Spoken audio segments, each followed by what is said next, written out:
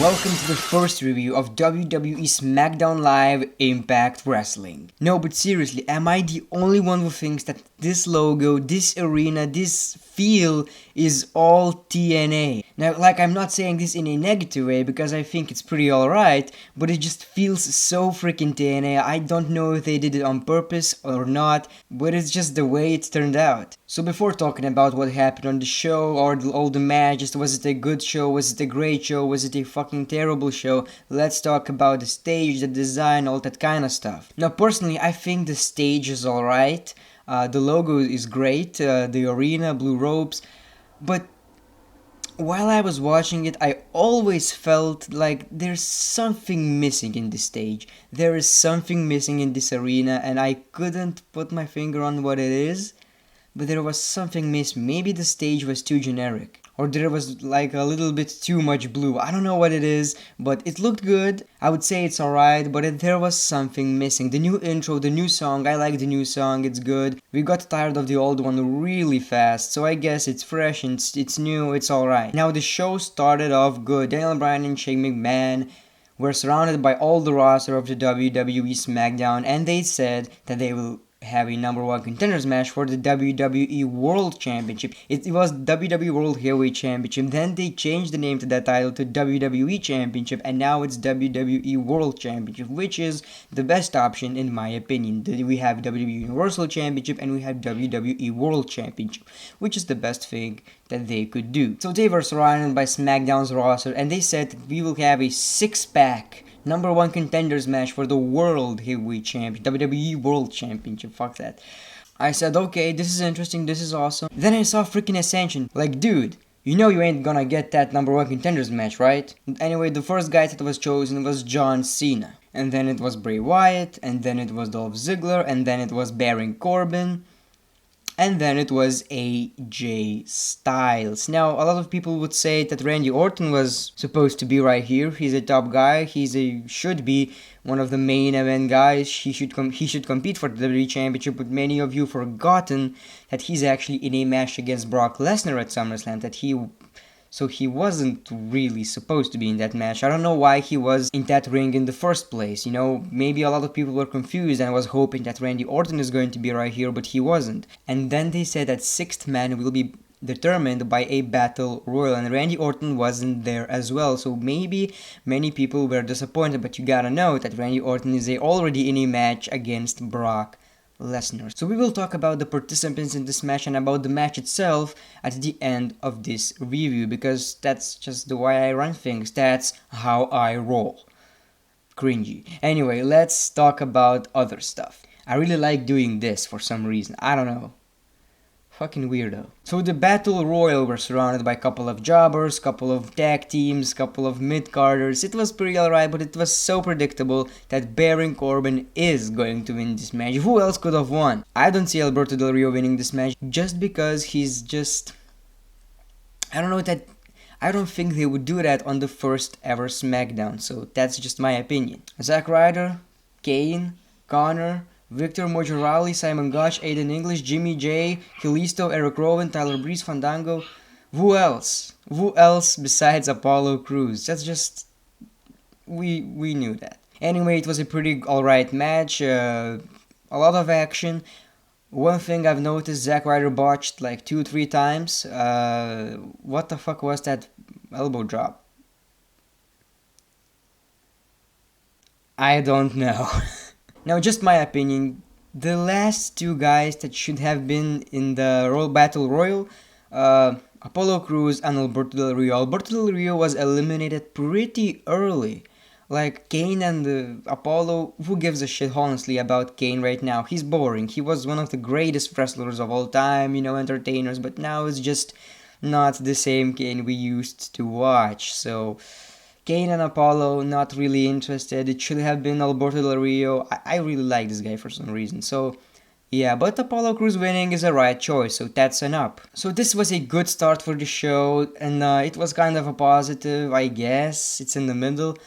But then, when the things started to suck and swallow at the same time, Then we got a good promo by Dolph Ziggler. He talked about how he missed so many opportunities, which is true, you know, he wasn't really shining on the main roster anymore when he was a face, now he's a face. But he talked about how on SmackDown he's going to do his best, he's going to shine, and I thought like, yeah, dude, in the mid-card. Well, stay tuned. Becky Lynch versus Natalya for the 1000th time. Jesus fucking Christ. We had the debuts of NXT women. Why can't you make Becky Lynch versus Alexa Bliss or something like that? Naomi, whatever. Something new would have been good, but I guess it's a positive because Becky Lynch finally won against Natalya. And it's a good thing. Anyway, the match wasn't really that special, it was alright, and Becky Lynch won with a submission move. So this was still pretty alright, but then we got freaking garbage. This is what turned me off. This shit proved me that that this week's Raw was better than SmackDown. This shit. Okay, started off good. Alexa Bliss interrupts Becky Lynch. Alright. Then Naomi comes up. Pretty good. Return. Awesome. And then Carmella with a, I don't know, no disrespect, that was really cringy. That music doesn't fit what she's doing, those movements, that voice, I like her, I think she's awesome, but that was really, I don't know, I haven't watched her on NXT, but that was cringy. I don't know if you noticed that. That was freaking cringy. Now that was cringe. Okay. But she did say like, I'm gonna make SmackDown fab. Oh, I don't know. That was still, I could still handle it. Then, what happened then? I'm gonna cry. What the fuck happened then? Eva fucking Marie. This was the last thing I wanna see on SmackDown, Raw, or anywhere in wrestling business. This is what kills all the shows. Don't ever do that again. We hear Eva Marie's music, weird announcers talking about how she's that and that, how she's great and how she's awesome, and all I can hear is bad wrestling skills, bad mic skills. Ooh. There were a lot of boos. I can't even explain. That was some Roman Reigns shit. That was... Jesus, Roman Reigns still gets some cheers from at least women and kids. And that girl was booed out of the arena. She looks dressed like a freaking dolphin, like a freaking penguin. I don't know what the fuck she was wearing. She stares at the women. She shows her boobs. Like literally, she just did that. She fucking showed her boobs. Like... yeah, that's entertainment for you, freaking SmackDown Live. Anyway, that thing killed me. I don't want to see that anymore. Just why she is even on the main roster? If we would ask WWE why she's there, and they would answer something different, like because of her looks, they're fucking liars. They are fucking liars. Anyway, let's move on. Then we got the same promo that Dolph Ziggler did by Baron Corbin, and that was, I don't know, he lacks mixed skills to me. It was pretty alright. He said that he's not going to do it for his family, for his friends, he's gonna do it for himself, and that fits his character. He's a cocky son of a bitch, and that's alright. Then we got a Miz TV with The Miz and Maryse. The Miz said that he's going to interview the Legend Killer, the guy that came from Evolution or something like that. And he said The Miz, and we all thought like this is Randy Orton, but you know, he didn't say the Viper, he said the Legend Killer because he refers himself as the Legend Killer. He refers himself as the Legend, as the must-see WWE superstar, anything really. He's the most cocky son of a bitch in the main roster. And he's awesome actually, as a heel, he's alright, but what happened tonight wasn't great for him. Let's talk about that. But first, Randy Orton then interrupted him. And when he was about to kiss Maryse, cock blocker, Randy Orton, okay, Randy Orton interrupted, he made a couple of jokes. Now Randy Orton recently is a fucking savage. What happened to Randy Orton? He has no F's given. All he does is shooting on superstars. I love it. This Randy Orton character is interesting. Again, the last time Randy was interesting was in 2013 or 11, you know. His character was lacking. The best thing in Orton's career was the Legend Killer, and in 2009 against the McMahon family. That was also really great. He's my favorite wrestler of all time. You already know that, but I can't say that he's doing great. He's interesting just because he's my favorite. He wasn't given a lot, but now he's awesome again. I liked how Randy said to The Miz that you should know a lot about touching yourself or something like that, wanking, whatever. Then she challenged The Miz to a match. The Miz refuses, and he said, "Who has the balls in your relationship?" or something like that, He said it in different words, but that's what he meant. And then Maurice, like a man of the relationship, said that you can't talk to my husband like that. He's gonna face you. The Miz was taking a shit in his pants, but the match still happened. Now, this is what I don't like. The Miz is the Intercontinental Champion. He's supposed to look great. He's the #1 guy on SmackDown, like champion, Intercontinental Champion. Whoever is the Intercontinental Champion is the second guy, is the other division champion, the mid-card division, anything like that. He was made like a freaking pussy. He still did some dominant thing in the beginning of the match, but then what I hated in this match, many of you would like it, you would love it. I love Randy, but that's what I hated. I also like The Miz. What I hated in this match, that he did an RKO and he should have pinned him. Should have been the end of the match, the RKO, and that RKO was out of nowhere. He was distracted by getting into the ring, didn't make him look very weak, The Miz, and that would have been okay. Randy Orton needs the victory. The Miz still looks kinda good. But then Randy Orton wastes 2 minutes, just sits in the ring, waits for The Miz to get up, does another RKO, pins him. That shit was bad. I wasn't a fan of that, so that's also a negative for this SmackDown. Shelton freaking Benjamin, a guy that should have been a world champion long ass time ago, but he wasn't for some reason, is returning to SmackDown. It said coming soon, so we don't know when he's going to be here.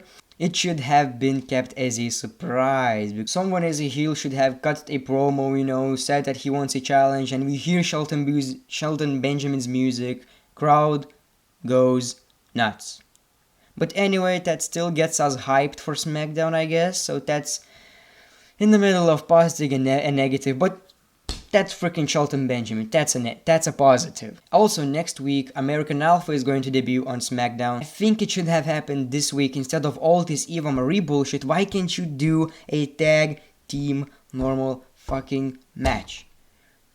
Eva Marie, really? Like, really?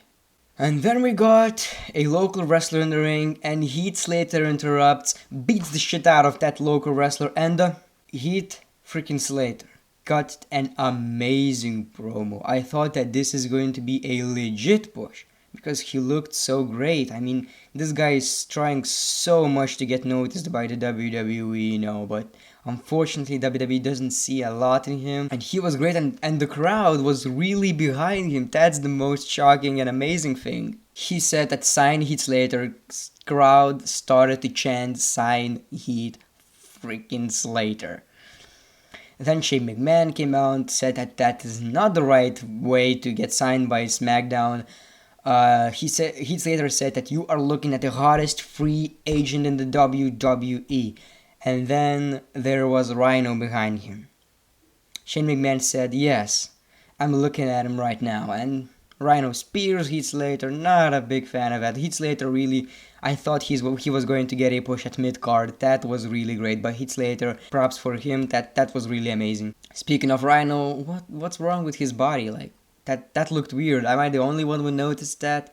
He looks like a real Rhyno right now. Anyway, not a guy that I'm really hyped for. Maybe because he was already on NXT and not really a big surprise, I want old guys to return to help SmackDown, ratings, push other stars.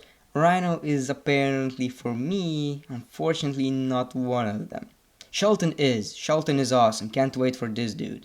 Then we got promos by AJ Styles and promo by Bray Wyatt. AJ Styles said that he already should be in the main event of SummerSlam. Not main event, the World Heavyweight Champ, WWE World Championship. What the fuck with these names? That Universal thing screwed me. Anyway, AJ said that he's going to beat Dad, going to beat up Dad, and mostly beat up John Cena. Yeah, okay. Then Bray Wyatt said that I'm in Buffalo, I'm gonna do this. When Bray Wyatt speaks, I don't understand shit. Like, I know what he's saying, but he doesn't really talk about what is going to happen. He talks about moon, sun, sunshine, whatever. He's amazing though. But that was great. He said that he's going to have the whole world in his hands and he will fall to... The number one contender 6-pack man challenge match. I will remind you who the contenders were for this match. And I'm going to talk about every one of them and why they could or couldn't win. Let me tell my thoughts. Bray Wyatt, a guy that could. That was my most believable choice. I thought like Bray Wyatt doesn't have a match at SummerSlam and I don't know who would he face at SummerSlam. So I thought like Bray Wyatt is going to face, Bray Wyatt is going to win. As I thought like this could be just obvious. And that was my choice, not like that I really wanted or something, which I would have been alright. But Bray Wyatt was my prediction. Apollo Crews, I didn't thought that he's ready for that. I thought like he's going to do some great spots. You know, couple of moves, and then he's just not going to win. Baron Corbin, I don't want to see this guy anywhere near the World Championship. I just still needs to prove he still needs to prove something. I don't really see a lot in this guy. For some reason, I just can't get behind him. Dolph Ziggler obviously wasn't my prediction. I thought like Ziggler, a guy that was buried for 3 past years. No. AJ Styles and John Cena. Now I knew these two are not going to win, even though they were kinda the most obvious choices if we wouldn't know that they are probably going to face each other at SummerSlam. I actually forgot about that for a second, so I thought like AJ Styles is going to win, or John Cena is going to win. That would be a pretty good match, Dean Ambrose, John Cena, or AJ, Dean Ambrose. That's still alright to me. But then I remembered that they are going to face at SummerSlam, so that wasn't my prediction. Anyway, the match was really great. That was my favorite match. This match, to be my opinion, you don't have to agree with that, this is my opinion. This match was better than Monday Night's Raw Fatal 4-Way match and another Fatal 4-Way match.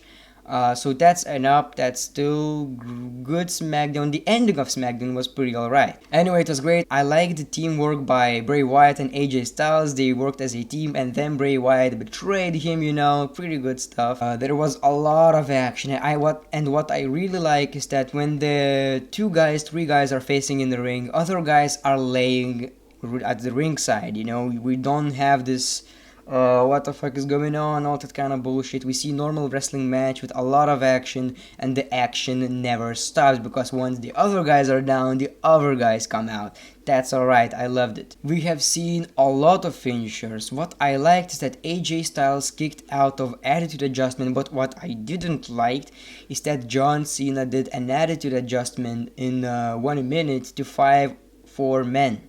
Seriously, not even kidding. Cena AA's Corbin, AJ takes out Cena, Dolph Ziggler super kicks AJ Styles and gets a victory. That was pretty shocking. I was really shocked, because I thought like, yeah, he's going to kick out. This is a super kick. This is not Dolph Ziggler's finisher. It should be Dolph Ziggler's finisher. It's much more entertaining than that zigzag. Super kick for Ziggler. His super kick looks pretty nasty, it's pretty good, so that's a plus. What I did not like is AJ got pinned. Why AJ? You have Corbin right here, you got Apollo right here, you got Bray, Cena, whatever. Why AJ? This is what I did not like. But anyway, that was shocking. Dolph Ziggler is the number 1 contender at SummerSlam, a guy that wasn't even on pay-per-view this month. So anyway, Dolph Ziggler is the number 1 contender. Then Dean Ambrose came out, and they were staring into each other, and then the general managers came out, and that's how the show ended. WWE World Championship, SummerSlam 2016. Now, Rollins versus Finn Balor is going to be much more entertaining. He's much more awesome. We all know that. But still, Dolph Ziggler getting a chance is pretty alright. SmackDown. Raw was better. Raw was much better. Let's be honest. I gave Raw 8.5 out of 10. SmackDown, 6 out of 10. That's the biggest score I can give you. So that is my opinion of first ever after the brand split SmackDown Live. Let me know your score and what you thought about Dolph Ziggler winning the match in the comments below. Thank you very much. Now, if you really want to support the channel, I hate asking for this, but if you really like these videos, if you want the consistency, I upload every fucking day, make sure to press that like button. That helps me, you know, just because I know that people actually give a shit. And you can leave a comment and you subscribe if you haven't. And if you want to support me even more, there's a Patreon, the link is in the description. You can leave $1, anything like that. Thank you very much. So which show was better? Raw. But still, this is the first week of SmackDown. Next week we will have American Alpha, all that kind of stuff. So maybe next week is going to be better, which I believe that it will, because we will have rivalries going on. AJ, Cena, all these stuff are going to be on this show. Now I don't know what Randy Orton is going to do because we don't have a pay-per-view before. But one thing I forgot to mention, Backlash is going to return September 11, I guess. Yeah, first ever SmackDown exclusive pay-per-view. So anyway, that's the whole thing I gotta say about SmackDown. This review was longer than Raw because you guys wanted me to talk a little bit more, so this is what I did. So, make sure to like, subscribe, comment, support me on Patreon if you want. Thank you very much. The Great One. Peace, love, and hugs.